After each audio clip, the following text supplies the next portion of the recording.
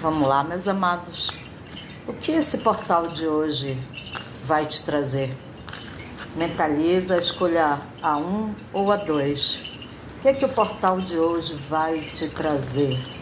1, 2. Vou começar com a 1, tá bom? Vamos lá? O portal vai te trazer uma luz no caminho. O portal vai te trazer um caminho que você precisa caminhar. Mas você precisa estar atento para caminhar esse caminho. Precisa trilhar o caminho. 2. Aqui fala que você vai renunciar a alguns conhecimentos. Sabe aquilo que eu achava que era o correto e que hoje eu estou tendo uma nova visão? Eu estou me desprendendo daquilo? É isso.